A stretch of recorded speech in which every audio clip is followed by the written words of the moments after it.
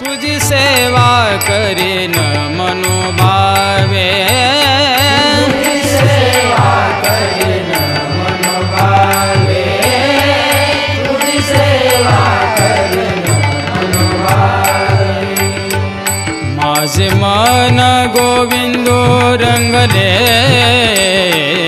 माझे मन गोविंदो रंगले नवसिये माझे नवसिये नवसिये माझे नवसिये नवसिये माझे नवसिये नवसिये माझे नवसिये नवसिये माझे नवसिये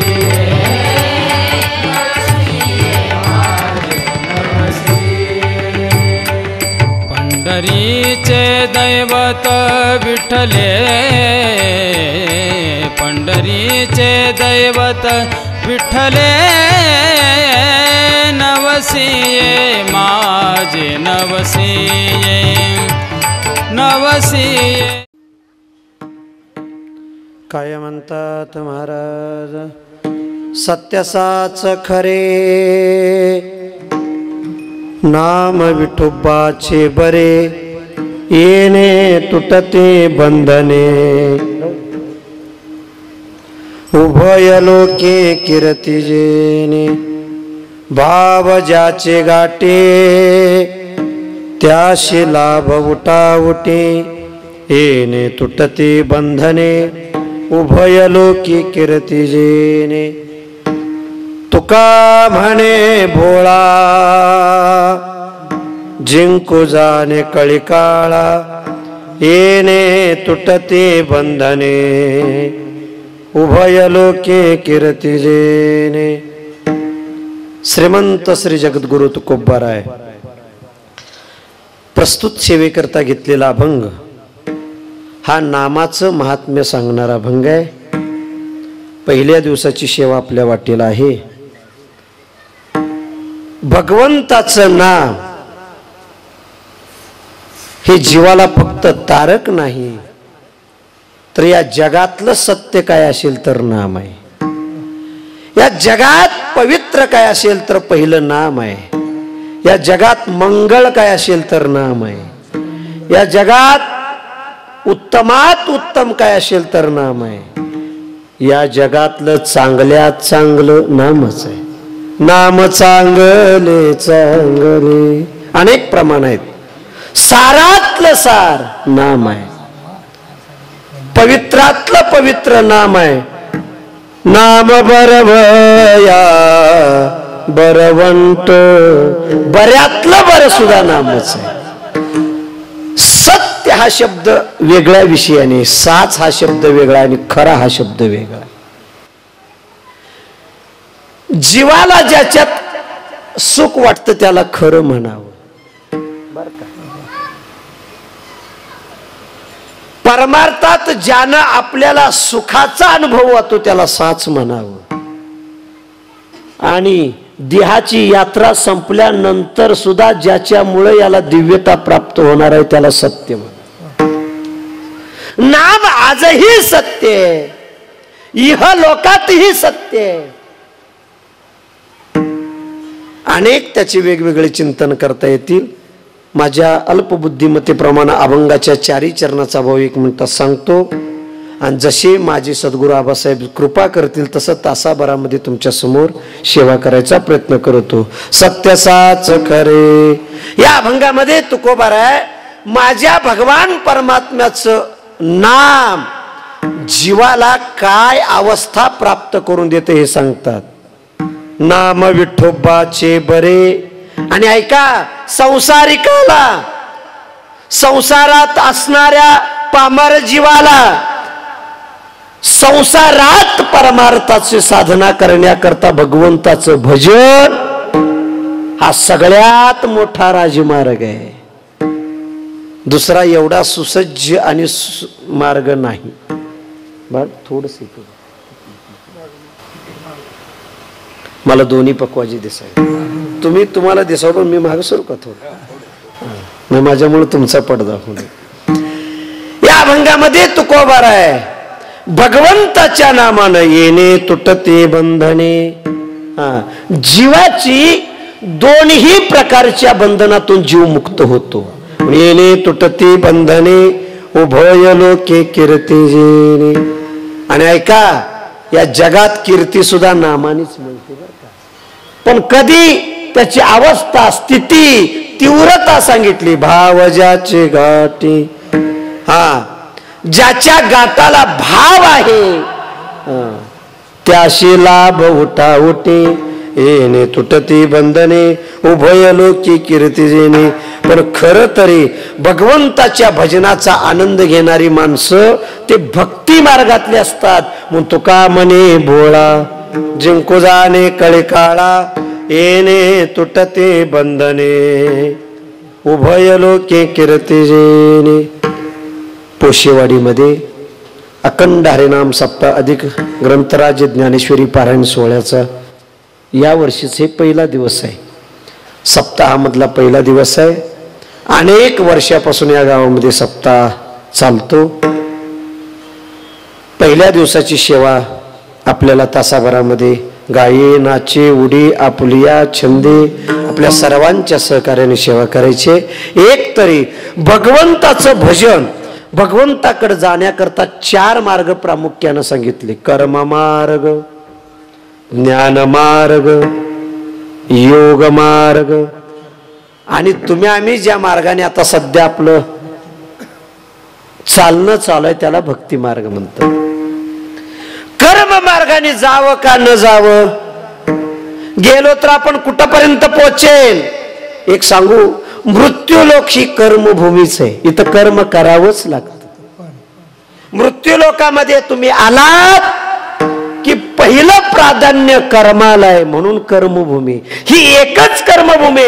इथून पुढे जे लोक आहेत, भूलोक, भुवरलोक, जनलोक, तपोलोक, स्वर्गलोक, सत्यलोक, या प्रत्येक लोकामध्ये तुम्हाला भोग भोगता येतात. म्हणजे त्या भोगभूमी आहेत.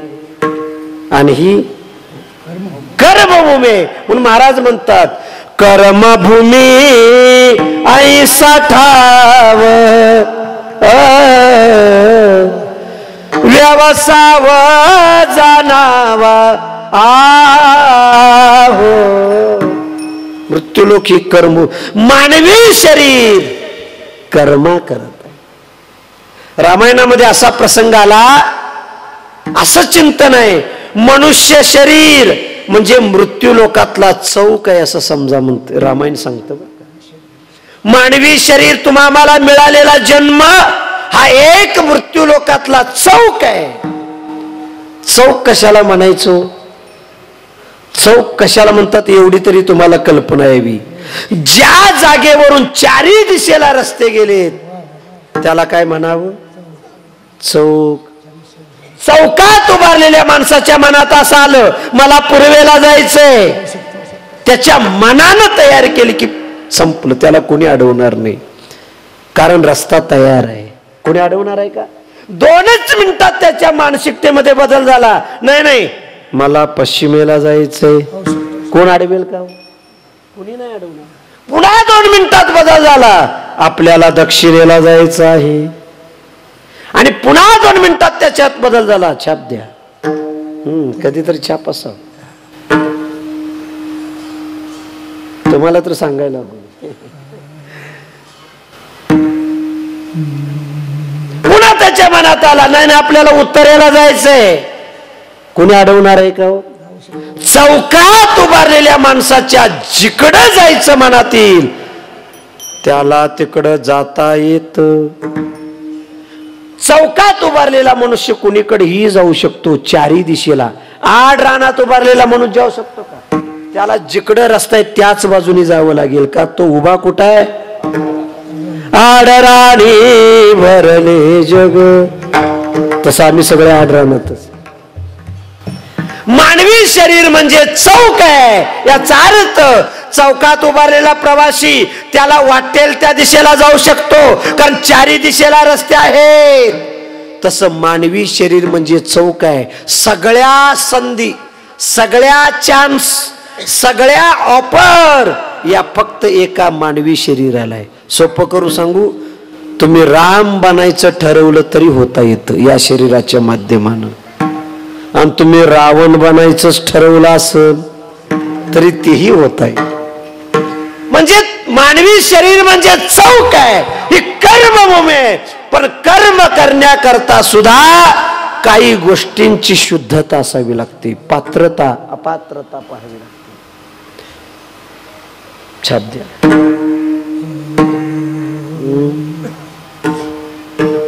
दोन्ही एक असं कमी आहे का बघा, काही चढलंय बघा. थांब थांब थांब थांब.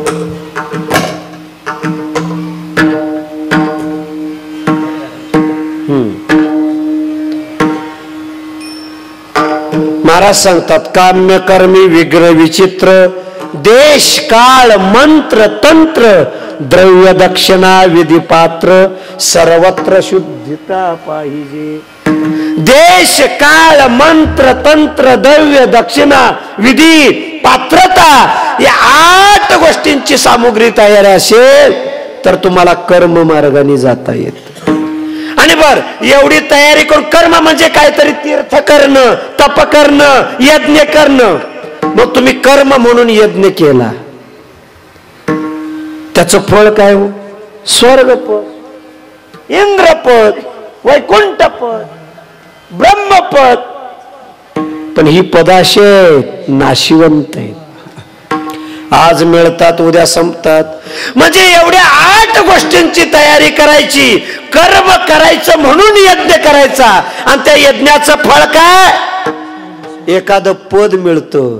पण ही पद किती नाशिवंत आहेत सांगू का? ज्ञानोबांनी सोपं सांगितलं, मी जरा फोडून सांगतो.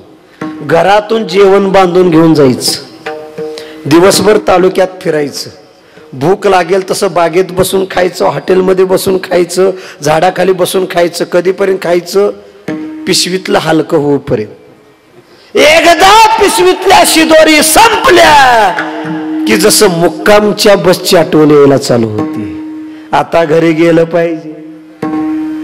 अरे तुम्ही बांधून नेलेल्या शिदोरी संपल्या की पुन्हा घराकडे यावं लागतं.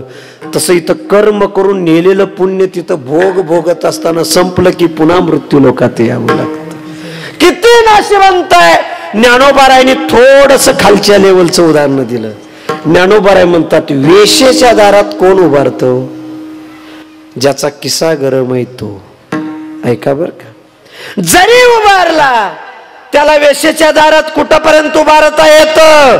जोपर्यंत त्याच्या खिशात पैसे आहेत तोपर्यंत. अरे पैसे संपले की त्याला त्या वेशेच्या दारातनं लाता घालून रस्त्यावरती फेकलं जातं. तसं पुण्य संपलं की तुम्हाला स्वर्गातून, इंद्रपदावरून, ब्रह्मपदावरून मृत्यू लोकात फेकलं जातं. मग कर्माचं फळ म्हणजे हे पद आहे, हे पद वेशेच्या दारात उभारलेले असतात. जैसा वेशा भोगे कवडावेचे, मग दारही चेपून येतेचे, तैसे लाजिरवाने दीक्षितांचे कायसा. नको.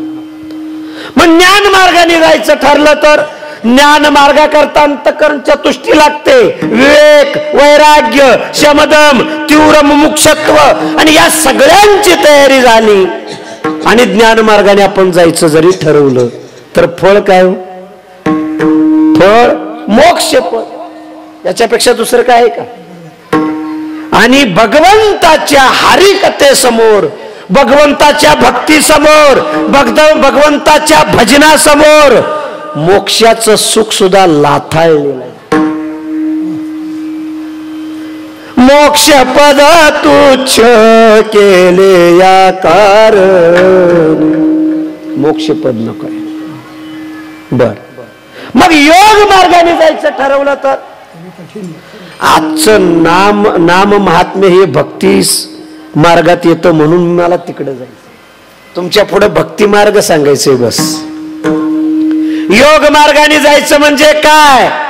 त्याच्याकरता साधकाला अष्टांग संपन्न असावं लागतं. योग मार्गाने ज्या साधकाला जायचंय त्यांना अष्टांग संपन्न असणं म्हणजे काय? यम, नियम, आसन, प्राणायाम, प्रत्याहार, ध्यान, धारणा, समाधी. आणि एवढी संपन्नता तयार असेल तरी त्या योग मार्ग किती अवघड आहे. क्लेशोदिक तरस्तेशा मव्यक्ता सक्त चेतसा अव्यक्ता हे गतिर दुःखम. तो किती अवघड आहे. ज्ञानोबारांनी एकाच दृष्टांतानं सांगितलं. ज्ञानोबाराय म्हणाले दात नसणारा माणूस असावा, म्हणजे बोचरा माणूस असावा. आणि बोचऱ्या माणसानं लोखंडाचं चनक खावं म्हणजे योग मार्गाने जावं. बोचऱ्या माणसानं लोखंडाचं चनक खाणं म्हणजे योग मार्गाने जाणं. याचा अर्थ अजूनही पुढे आहे. बोचऱ्या माणसानं लोखंडाचं चन खाणं आणि खाल्लेलं चन पचवणं म्हणजे योग. पाहे पालो हाचे चने जय बोचरिया पडती खाणे. बर, एखाद्या बोचऱ्या माणसानं लोखंडाचं चन खाल्लंही आणि पचवलंही तरी त्या योगापासून मिळणारं फळ काय? समाधी लागते महाराज. दुसरं काय? फक्त समाधी. आणि आमच्या संतांचा म्हणणं आहे भगवंताच्या हरिकीर्तनासमोर, भजनासमोर, भक्तीसमोर समाधीचं सुख सुद्धा फेकून द्यावं, ववाळून टाकावं. समाधीचे सुख टाकावो वाळूने, समाधीचे सुख सांडावो वाळूने. समाधीचे सुख सांडावो वाळूने, समाधीचे सुख सांडावो. समाधीचे सुख सांडावो वाळूने, समाधीचे सुख सांडावो वाळूने. समाधीचे सुख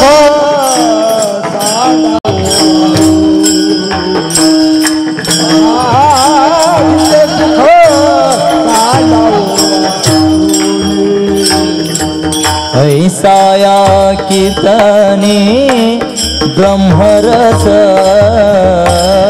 ऐसाया कीर्तने ब्रह्मरस.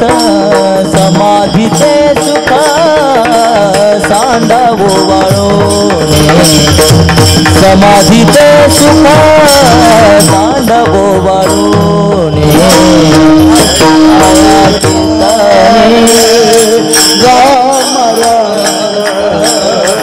ऐसाया कीर्तने ब्रह्मरस, समाधीचे सुख सांडावो वाळूने, समाधीचे सुख सांडावो वाळूने. योग मार्गाने गेल्यावर फळ काय? समाधी. पण भगवंताच्या भजनासमोर समाधीचे सुख सांडावो वाळूने, ऐसाया कीर्तने ब्रह्मरस. राहिला भक्ती मार्ग. भक्ती मार्गाने कोण येतो? सोपं करू सांगू, जी दुर्बळ माणसं आहे, कसल्याही पद्धतीचं त्यांच्याकडे बळ नाही, तीच माणसं भक्ती मार्गाने येतात. ऐका, दुर्बळ म्हणजे कोणी कोणी सांसारिक मार्गानेही दुर्बळ, व्यवहारानेही दुर्बळ आणि परमार्थिक दृष्टीनेही जे दुर्बळ आहेत. व्यवहारानं दुर्बळता काय? संपत्ती नाही, शक्ती नाही, बुद्धी नाही, सत्ता नाही. अशी माणसं ही भक्ती मार्गाला म्हणजे देवाकडे शरण येतात. आणि पारमार्थिक बळ नाही. पारमार्थिक बळ म्हणजे कधी यज्ञ केला नाही, तीर्थ केलं नाही, तप केलं नाही, दान केलं नाही, व्रत केलं नाही, त्याचीही काय बळ नाही. अशा सगळ्या बाजूने जे दुर्बळ आहेत. दुर्बळ कोणाला म्हणायचं सांगू का? आपलं सर्वस्व दुसऱ्यावर अवलंबून करतो तो तसा दुर्बळच असतो. आणि भक्ती मार्गात सर्वस्व त्याच्यावर अवलंबून केलेलं असतं. देवा हे बघ तू माझी आई आहेस आणि मी तुझं लेकरू आहे. लहान लेकराला आंघोळी कोणी घालायची हो? त्याला काय कळतं का? खाऊ कोणी घालायचं? अरे अंगावर कपडे सुद्धा आईने घालावे लागतात. हा, आईनं सजवलं की गाव सगळं त्या लेकराचं चुंबन घेत. आणि लेकरानं स्वतः सजायचं ठरलं तर अरे ते घाणी ती हात बुडवत त्याला काय. आणि आईनं त्याला जर सजवलं, कपडे घातली, पावडर लावली, वा वा तेल लावलं, डोकं इचरलं, कपडे घातली, गाव सगळं त्याचं चुंबन घेतो. का? त्याला आईनं सजवलेलं आहे. कारण त्याला सजवायचं सामर्थ्य त्याच्याकडं नाही. का मी भक्ती मार्ग आपल्या समोर सांगतो? एक श्लोक अनेकांच्या कानावरून गेलेला आहे. तो कोणता श्लोक आहे? ज्ञानेश्वरीतला असा एक श्लोक आहे ज्याने ज्ञानेश्वरी कधीच वाचली नाही. बर, जे वारकरी नाहीत अशांच्याही कानावरून, कारण प्रवचनात कीर्तनात बऱ्याच वेळेला हा श्लोक प्रत्येक वक्त्याच्या मुखातून येतो. अनेकांच्या कानावरून गेलेला श्लोक आहे. अनन्या चिंतयंतो मां हे जना पर्युपासते तेषां नित्याभियुक्तानां योगक्षेम.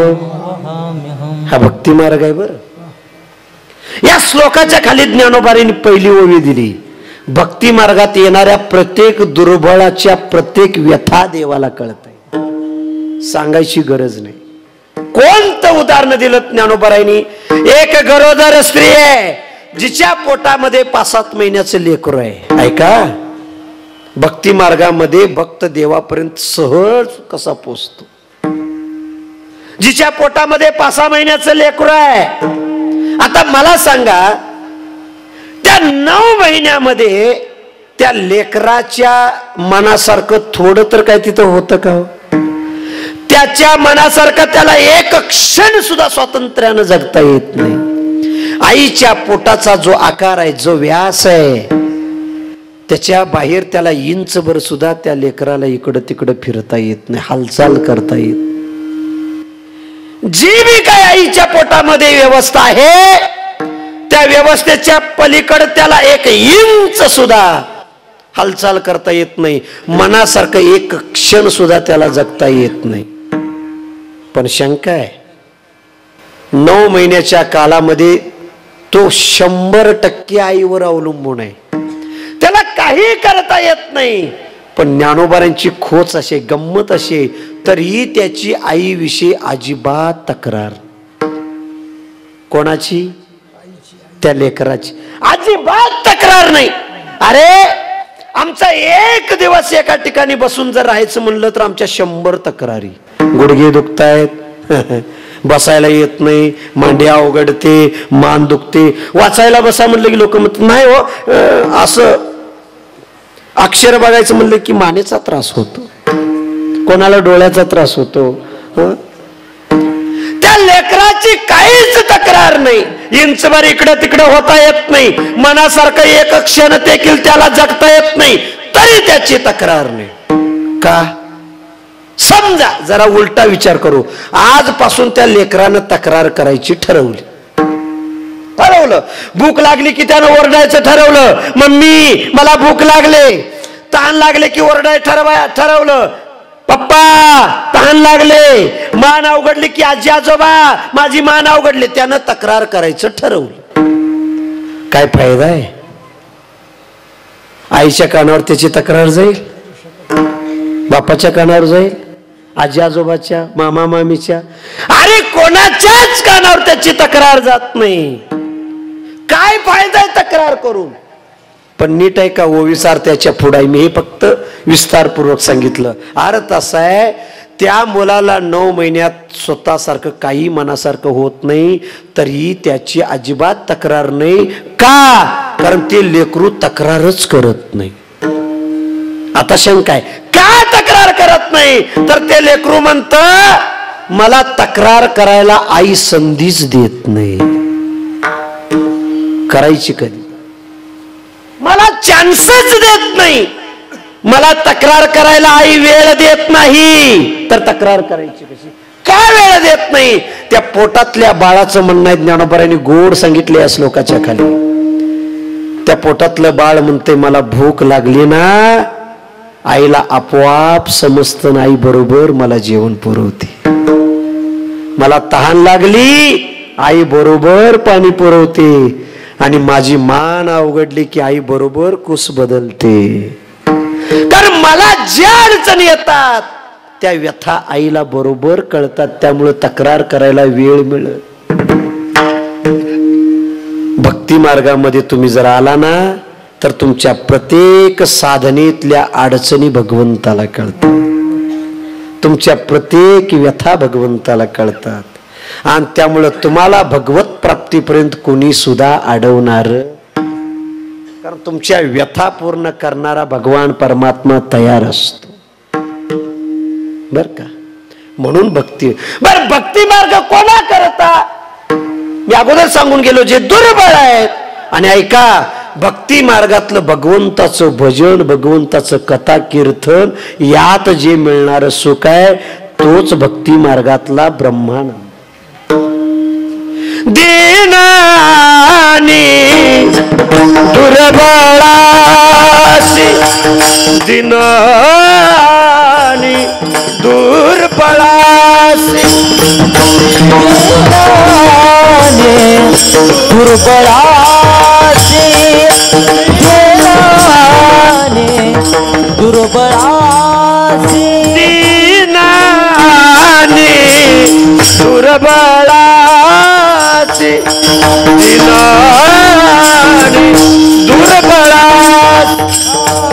दीनाने दुर्बळासी, दीनाने दुर्बळासी, सुखरासी हरि कथा, सुखरासी हरि कथा, सुखरासी हरि कथा, सुखरासी हरि कथा, तारू भाव सागरीचे, तारू भाव सागरीचे, तारू भाव सागरी, तारू भाव सागरीचे, तारू भाव सागरीचे,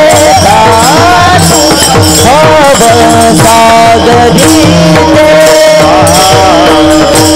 जे कोण दीन आहे, दुर्बळ आहेत, यांना एकच भक्ती मार्ग. आता भक्ती मार्गाने जाणं म्हणजे काय? ऐका, कितीही पामर असले, कितीही दुर्बळ असले तरी त्यांना भगवंताचं भजन, परमार्थामध्ये अन्य साधनांनी आपण देवाकडे जाताना पुण्याचा साठा होत नाही असं नाही, पण नाम साधने एवढा दुसऱ्या साधनेनं होत नाही. वेळ आपल्याला कमी, पटपट बोलत जातो. होत नाही. अन्य साधनांनी पुण्य होतं, पण एवढं होत नाही. अनेक श्लोक आहेत, अनेक प्रमाण आहेत. एखादं उदाहरण देतो, जास्त देत नाही. तुकोबारायांनी सांगितलं, एखाद्यानं अख्खी पृथ्वी जरी दान केली, पृथ्वीचा स्वतः मालक झाला, अगोदर पृथ्वी कमवली, पृथ्वीचा मालक झाला आणि मग दान केली, तर पृथ्वी दान केलेलं पुण्य सुद्धा तुम्ही तोंडाने एकदा भगवंताचं नाम घेतलेल्या पुण्याच्या बरोबरीत बसत नाही, कमी पडतं. मग आता तुम्हाला सोपं करून सांगतो. पृथ्वी दान केल्यावर किती पुण्य होते पुन्हा बघू. पृथ्वी दान करायला काय आपल्या पप्पाचे? कुठं? आशिया खंड, त्यात एक भारत देश. जमिनीचं वर्गीकरण झालं, मग बाकीचे खंड सोडा, नुसता एका खंडाचा विचार करू. त्या भारत देशात पुन्हा आमची एवढी राज्य, मग महाराष्ट्राला किती जमीन येणार? पुन्हा वर्गीकरण, विभाग पडला. महाराष्ट्रात आमचा जिल्हा, पुन्हा जमीन कमी. जिल्ह्यात आमचा तालुका, पुन्हा जमीन कमी. तालुक्यात आमचं गाव, पुन्हा जमीन कमी. आणि पोशेवाडीत एका गावाच्या कोपऱ्याला 2.5 एकर पट्ट्याच्या नावावर. किती? पृथ्वी दान करायला काय आपल्या आज्याचे? बर समजा एखाद्यानं जमिनी मिळवायला सुरुवात केली, अख्ख्या पृथ्वीचा मालक झाला, भूपती झाला, आणि मग जरी दान केली तरी आयुष्यभर पृथ्वीचा मालक व्हायचं, पृथ्वी कमवायचं, एकही शत्रू पुढे ठेवायचा नाही, राजा सिकंदरासारखं व्हावं लागेल. आणि एवढं करून मग पृथ्वी दान केली. तर पृथ्वी दान केलेलं पुण्य तुम्ही एकदा देवाचं नामस्मरण केलेल्या पुण्याच्या बरोबरीत येत नाही. मग मला सांगा, आयुष्यभर जमनी घेत बसता दान करायचं म्हणून, का सप्त्यात जाऊन भजन करतात? तुम्हाला कुठलं सोपं वाटते? बघा, माझी काय अडचण नाही.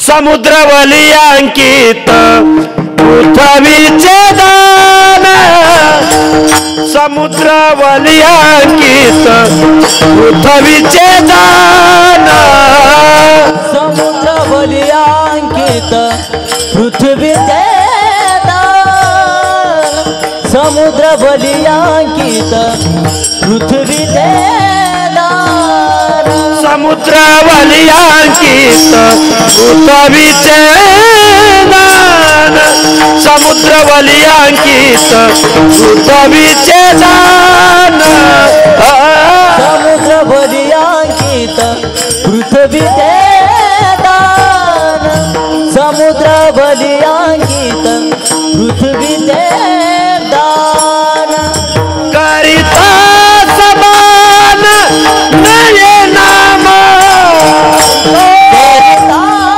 समान नये नाम, करिता समान नये नाम, करिता समान नये नाम, मानवोनी कोणी न करावा आळस, मानवोनी कोणी न करावा आळस, मानवोनी कोणी न करावा आळस, मनवोने कोणी न करावा आळस, मनवोने कोणी न करावा आळस, मनवोने कोणी न करावा आळस.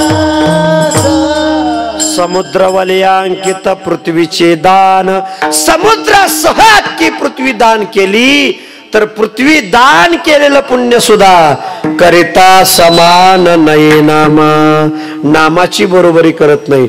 म्हणवोनी कोणी न करावा आळस, मना रात्रंदिवस राम राम.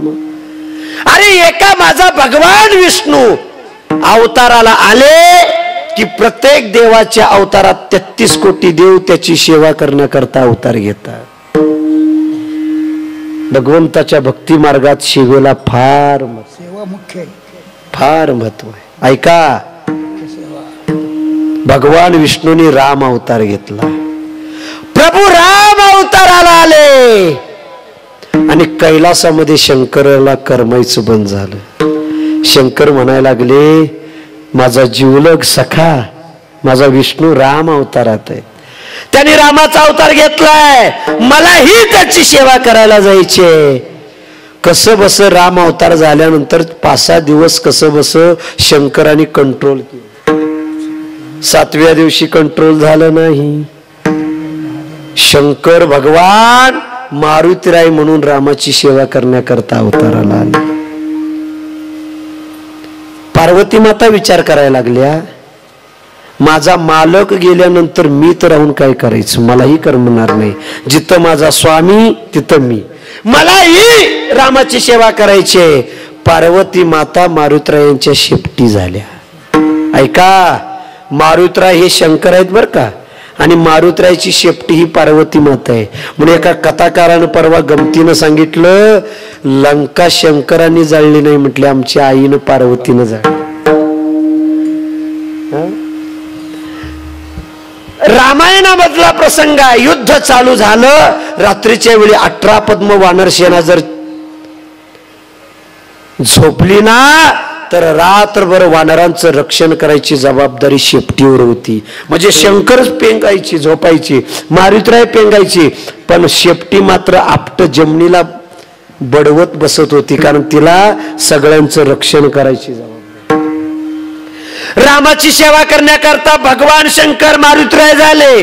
पार्वती माता शेपटी झाल्या. ऐका, ब्रह्मदेव विचार करायला लागले, विष्णूची सेवा करायला राम गेले, मलाही जाणं. ब्रह्मदेव जांबुवंत झाले. सूर्यनारायण विचार करायला लागला, मी काय नुसता उगवायला आणि मावळायला बसलोय का? मलाही अयोध्येत जायचंय, मलाही रामाची सेवा करायची. सूर्यनारायण सुग्रीव झाले. इंद्र म्हणाला, मलाही रामाची सेवा करायची. इंद्र वाली झाला. शेष म्हणाला, मलाही रामाची सेवा करायची. शेष लक्ष्मण झाले. शंखचक्र म्हणाले, आम्हालाही रामाची सेवा करायची. शंखचक्र भरत शत्रुघ्न झाले. सीतामाई म्हणाल्या, आदिशक्ती म्हणाल्या, आम्हालाही रामाची सेवा करायची. आदिशक्ती सीतामाई झाल्या.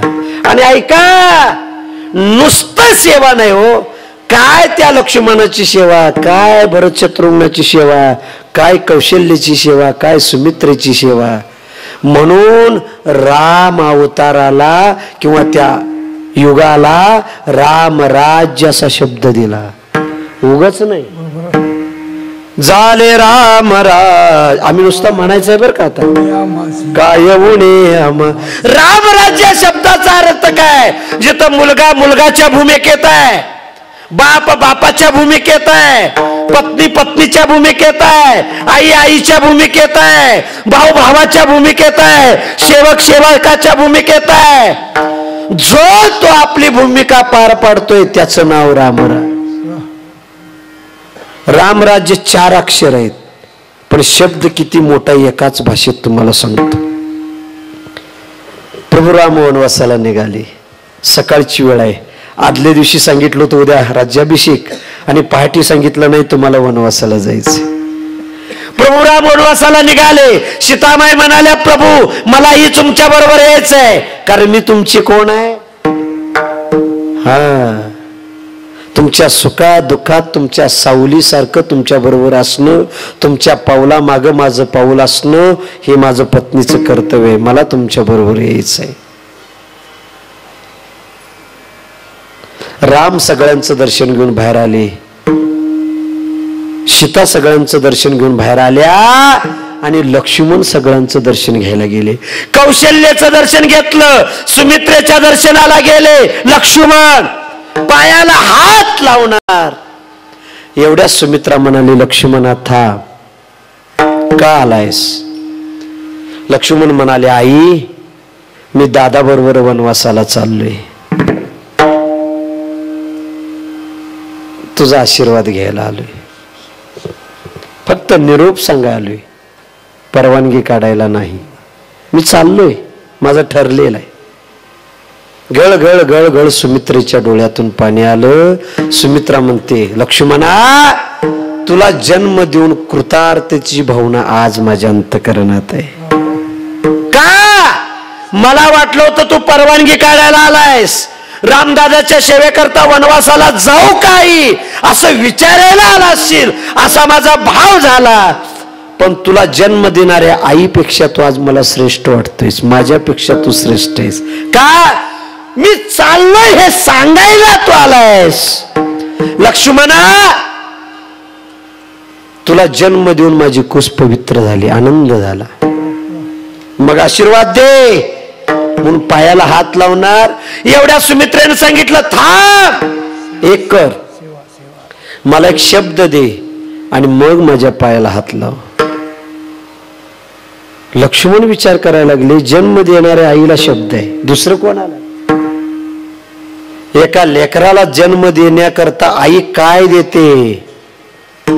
एका शास्त्रकारानं चिंतन मांडताना सांगितलं, काय देते नाही, त्या 9 महिन्यामध्ये अख्खं शरीर त्या लेकराच्या नावानं अर्पण करते. तेव्हा ते लेकरू 2.5-3 किलोच होतं. महाराज सोपं आहे का?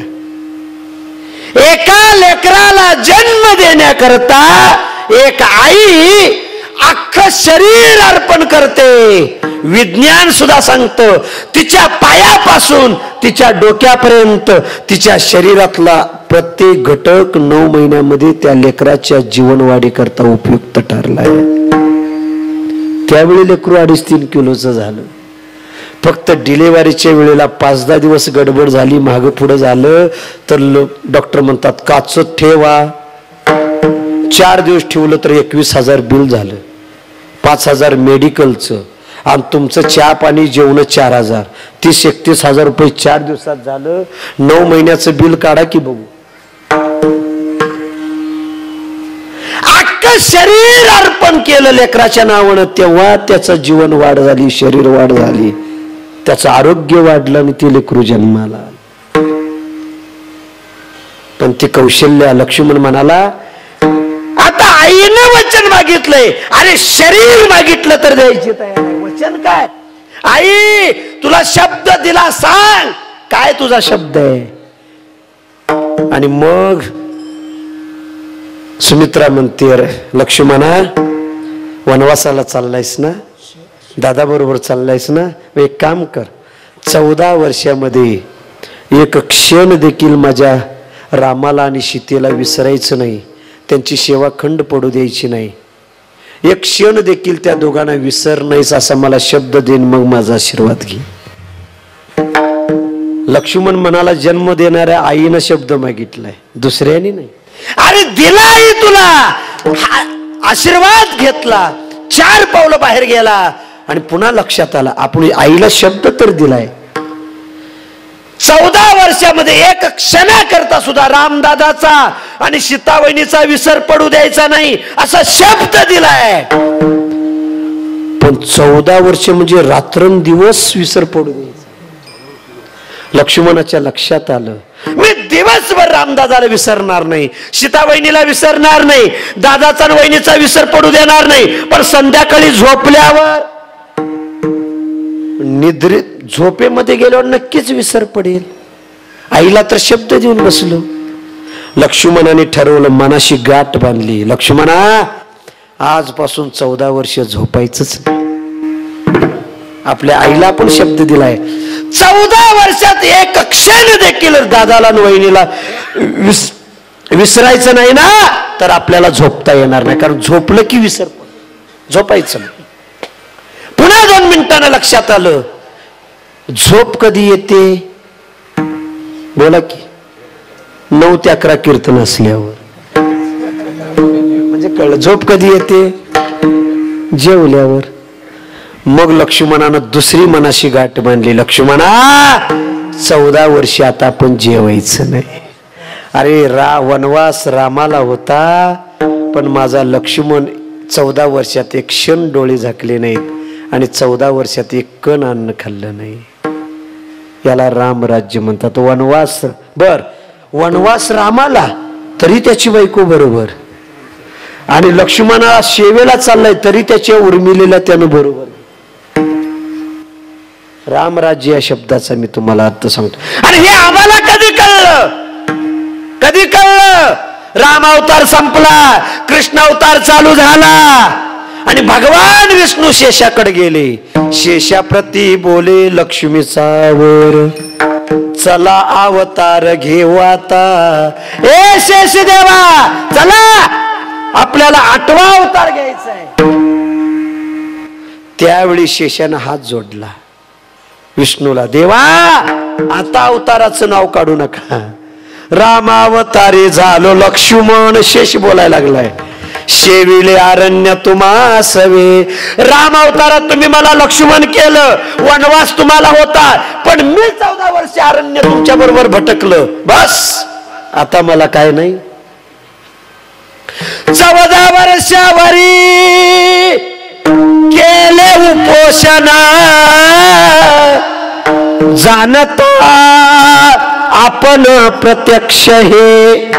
14 वर्ष मी उपाशी राहिलो, तुम्हाला प्रत्यक्ष माहिती आहे. भगवान विष्णू एवढ्या करता या जन्मात काही मला तुम्ही अवताराचा आग्रह धरू नका, पण देव आहे तो, त्याला भगवान विष्णू म्हणतात, त्याच्याकडे वाट नाही असा मार्ग आहे का? ती प्लेटच काढून घ्या, प्लेट काढा, ती काढा काढा प्लेट घ्या तिकडे. विठोबा जय जय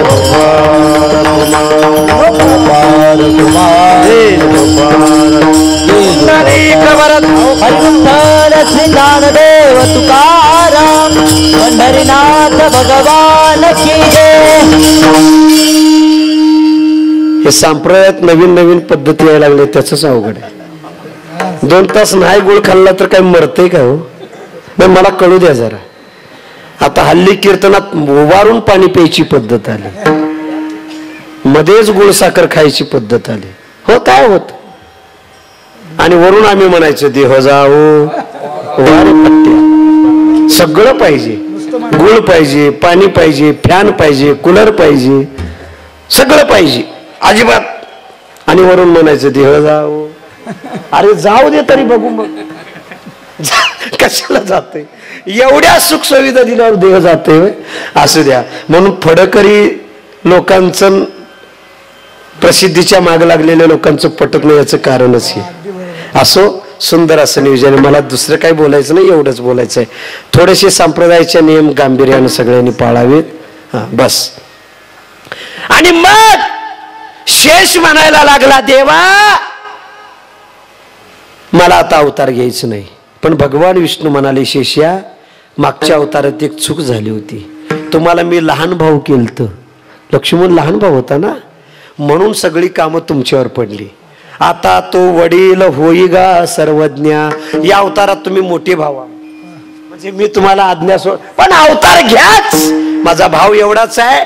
अहो ती सुमित्रा आपल्या मोठ्या सवतीच्या पोराची आणि सोनाची सेवा करण्याची जबाबदारी आपल्या लेकरावर देते. याला रामराज्य. आता आहे का? आता एक आई दोन्ही पोरांना एका दृष्टीनं बघत नाही. म्हणाव का रामराज्य? हा म्हणता येत का? नाही म्हणता येत. रामराज्य या शब्दाचा अर्थ आहे कशाला राज्य म्हणायचं? अरे प्रजा सुद्धा स्वप्नात सुद्धा राजाशिवाय जगण्याची इच्छा करत नव्हती. त्याला रामराज्य. एका मोठ्या वक्ताने सांगितलं राम वनवासाला गेलो. प्रजा एवढी दुःखी झाली, एवढी दुःखी झाली की पुन्हा 14 वर्षानं राम अयोध्येला येईपर्यंत प्रजा किती दुःखी असं नुसतं कल्पना करा. 14 वर्षात अयोध्येत एकही लेकरू जन्माला आलं नाही. प्रजेनं संसार केला नाही का? आमचा राजा वनवासात आहे. आता आहे का? आता किती चांगला नेता असला तर अविश्वास ठराव मंजूर करून त्याला खाली ओढून लगेच दुसऱ्याला बसवतात. अरे आमचा राजा अरण्यात आहे, वनवासात आहे. म्हणून अयोध्येच्या राजानं, अयोध्येच्या प्रजेनं संसार केला नाही. एकही पाळणा हल्ला नाही अयोध्येत 14 वर्षात. त्याला रामराज्य. आता आहे का रामराज्य? आणि म्हणून त्यावेळी धरणी भरपूर पिकत होती. हा गाई म्हैशी भरपूर दूध देत होत्या. आता ते नाही. माझा भाव एवढाच आहे की भक्ती मार्गाने जाणारा प्रत्येक जीव. का मी आपल्याला हे सांगतो? कारण भक्ती मार्गामध्ये संत आम्हाला आपल्या उणीवीची जाणीव करून देतो. हा जे आंधळा पांगळा प्रेम कल मदालसा नाट वासुदेव ही जी प्रकरण आहेत ना, तुम्हाला तुमची उणीव दाखवतात. तुमचा अहंकार बाजूला टाळायचं काम करतात. आणि ऐका, भक्ती संप्रदायात येणाऱ्या माणसांना काय नाही जमलं तर चालेल, फक्त एक करावं लागतं. त्यानं त्याचा अहंकार बाजूला करावा लागतो. हा ज्ञानेश्वरीच्या 13व्या अध्यायामध्ये क्षेत्राचं वर्णन आलं. क्षेत्र म्हणजे देहाचं. आणि त्या देहाच्या वर्णनामध्ये 36 तत्व सांगितली या देहाची. त्या 36 तत्वामधलं पहिलं तत्व म्हणजे अहंकार. देह निर्माण झाल्या झाल्या तुमच्या आमच्या पाठीमागे पहिलं देवानं काय लावला असेल तर अहंकार लावलाय. पंचभूतांचा गोंधळ केला एके ठाई मेळ, लाविला सबळ अहंकार त्या पाठी.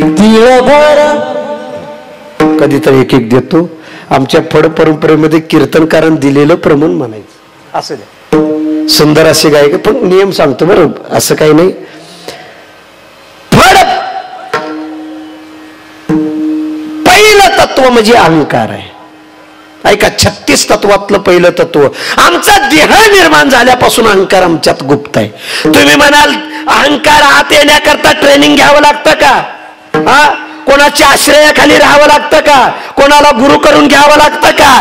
काही नाही. अहंकार जन्मापासून तुमच्या अंतःकरणात, तुमच्या शरीरात गुप्त रूपाने. मग तो प्रकट कधी होतो? तुम्हाला जखम झाली की प्रकट. तुम्हाला जखम झाली की तुमचा अहंकार जागा होतो आणि मग तुम्हाला कळतं माझ्यात सुद्धा तो आहे. कधी समजा तुम्ही गावातल्या चौकात उभारला आणि कुणी तर तुमच्याकडे डोळे मोठे करून बघितलं, गावातल्या चौकात, तुम्ही म्हणता आमच्या गावात आणि माझ्याकडे डोळे मोठे, माझ्या गावात आणि चौकात, तुमचा अहंकार जागा होतो. तुम्ही म्हणता मी काय चीज आहे तुला धावतोच, अहंकार जागा झाला. तुम्ही गाडीवरून चाललाय आणि कुणीतरी एवढ्या अंतरावरून 4-5 ते 6 इंचाच्या अंतरावरून तुम्हाला ओव्हरटेक केलं, साईड मारली, तुमच्या गाडीला घासून गाडी गेली. अरे माझ्या गाडीला ओव्हरटेक, माझ्या गाडीला, आणि एवढ्या अंतरावर, त्याच्यापेक्षा डबल गाडी ताणतो त्याला. तुमचा अहंकार जागा होतो. सोपं करून सांगू, गाडीचा ऍक्सिडेंट झाला की एअरबॅग ओपन होतात बघा, तसं तुमच्या ते काय म्हणतात की हर्ट युगो युगवर, मला काही लय शाळा झाली नाही माझी, तुमचं मन दुखवलं गेलं की तुमचा अहंकार जागा होतो. आणि अहंकार असा आहे, ऐका, या जगात तुम्ही आम्ही नाका तोंडात दुःखाचं पाणी जाईपर्यंत दररोज दुःखाच्या सागरात बुडायला लागलोय. याचं एकच कारण आहे, आम्ही आमचा अहंकार सोडायला तयार नाही. अरे एका घरात राहून 2 व्यक्ती एकामेकाला बोलत नाहीत. एकटा आत गेला की दुसरा बाहेर जातो, दुसरा आत आला की पहिला बाहेर जातो. का? तो त्याचा अहंकार सोडायला तयार नाही, हा याचा. रात्रंदिवस आम्ही दुःखात आहे, याचं एकच कारण, आम्ही आमचा अहंकार सोडत नाही. अहंकार कसा आहे? ज्ञानोबारायांनी सांगितलं, जागेपणी स्वप्न दिसत नाही पण झोपल्यावर पडतं. झोपल्यावर पडतं याचा अर्थ ते जागेपणी नाही असं समजू नका, आहेच. आम्हाला स्वप्न पडतात पण बायका पोराशिवाय दुसरं काही पडत नाही बघा. आणि काय या स्वप्नाचं दुःख आहे? खरं सांगू का, मानागर न माना, पण संसारात प्रत्येकाला संसाराचा कंटाळा आलाय. फक्त आता सोडता येत नाही, पाहुणं काय म्हणतील, भावकी काय म्हणाल, म्हणून वडायचं चाललंय, दुसरं काही नाही. परवा एका जावयानं सासऱ्याला फोन केला, हॅलो. सासरा म्हणाला, बोला जावय बापू, बोला बोला म्हटल्या जावयाला हुंदक्यावर हुंदक, बोलायलाच हुंदक्यावर हुंदक. 5 मिनिटं झाली, 10 मिनिटं झाली, सासरा म्हणाला, जावय बापू बोला, काहीतरी बोला. बोलण्याकरता फोन केलाय, एकतरी काहीतरी सांगायचं असेल, शिवाय तक्रार करायची असेल म्हणूनच फोन केलाय, पण तुम्ही बोलतच नाही, नुसतं हुंदके देताय. अर्धा तास बोला म्हणत होता तरी जावयाला बोलता येत नव्हतं. अर्ध्या तासानं सासऱ्याच्या लक्षात आलं, ज्या अर्थी जावयाला अर्धा तास बोलता येत नाही त्या अर्थी आपल्याच लेकराचं काहीतरी चुकलं. नाहीतर जावयाला दुसरं एवढं दुःख कोण देत? नाही कळलं तर राहू दे आपलं, बरं झालं. आपल्या पुरीशिवाय एवढं दुःख आणि जावयाला दुसऱ्या. त्या सासऱ्यानं सांगितलं, जावई बापू माझ्या पुरीचं काय चुकलं असेल तर माफी मागतो, क्षमा करा. पण अहो काय झाले सांगा? जावई बापू तुमचे पै पाहुणे आल्यावर तिनं चहा पाणी नाही का केलं? तुमच्या माईला काय बोलली का? बापाला काय बोलली का? तुमच्या बहिणीला काय बोलली का? तुम्हाला काय बोलली का? किंवा तुम्हाला आंघोळीला पाणी नाही दिलं का? आता आपली सगळ्यांचीच तक्रार आहे की. तुम्हाला मिळत असेल तर भाग्यवान आहे तुम्ही.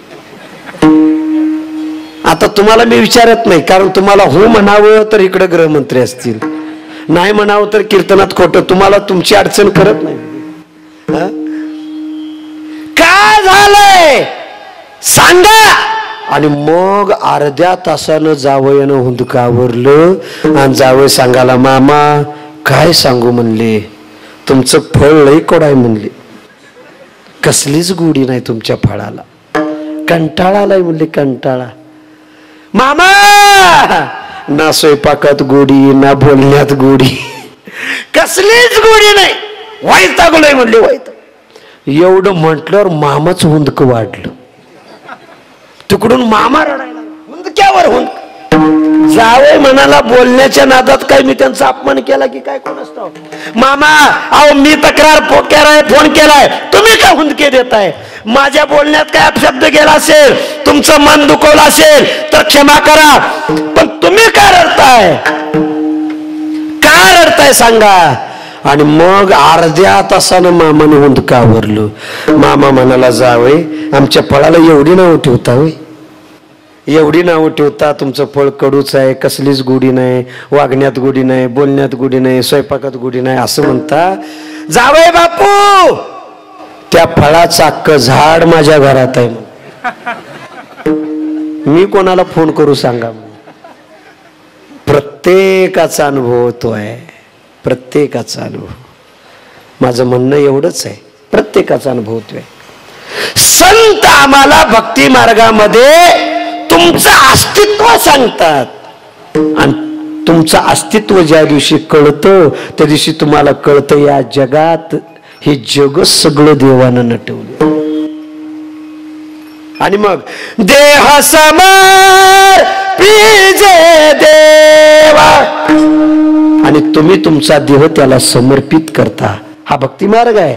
आपला देह त्याला समर्पण करणं हा भक्ती मार्गातला सगळ्यात उच्च. मग भार काहीच न घ्यावा होई लागावा, तुका म्हणे आनंद. रात्रंदिवस दुःखात आहे कारण अहंकार, माझं चिंतन चालू आहे अहंकार. भक्त होण्याकरता तो सोडावा लागतो. पुढे का स्वप्न पडतं ते जागेपणी नसतं असं समजू नका, ते आहे. पुढे चला. अमावस्येच्या दिवशी चंद्र दिसत नाही याचा अर्थ तो नाही का हो, तो आहे, फक्त अमावस्येच्या अंधारात गुप्त रूपाने. अरे अमावस्या उद्यापासून तो थोडा थोडा वेळ जास्त करत करत पौर्णिमेला पूर्ण रात्र तुम्हाला प्रकाश देतो. अमावस्येच्या दिवशी चंद्र दिसत नाही याचा अर्थ तो नाही असं समजणं मूर्खाचं लक्षण आहे. पुढे चला. लहान लेकरांच्या मध्ये तारुण्य लपलेलं असतं, ते तारुण्य बाहेरून आणावं लागतं, लागत नाही, किंवा ते ऍडव्हर्टाइजमेंट मधले औषध पिऊन तारुण्य येत नाही त्यांना. लहान लेकराच्या मध्ये तारुण्य लपलेलं आहे. तुम्हाला बघायचंच असेल तर उद्या गल्लीत एखादं लेकरू खेळायला लागलेलं बघा आणि जाता जाता त्याची खोड काढा. आजपर्यंत त्याच्यापासून जाताना तुम्ही गप्प जात होता, उद्याच करून बघा. ज्ञानोबारांच्या ज्ञानेश्वरीतल्या ओव्या श्लोक खऱ्या आहेत का नाही जर बघायचं असेल तर हा प्रयोग उद्या करू. एखादं लेकरू खेळायला लागलेलं बघायचं आणि त्याचा नाक ओढ, कान ओढ, गाल ओढ, डोक्यात मार, शर्ट ओढ, काहीतरी त्याची खोड काढा. गालाला चिमटा घे, पोटाला चिमटा घे, डोक्यात हाल, काहीतरी खोड काढा आणि तेवढी खोड काढून 4 पावलं तुम्ही पुढे जा. ते लेकरू उठून उभारत, दात खात, काका मोठा झाल्यावर तुम्हाला धावतो. त्याच्यातलं तारुण्य जाग झालं. ऐका, ज्ञानोबाने गोड ओव्या दिल्या.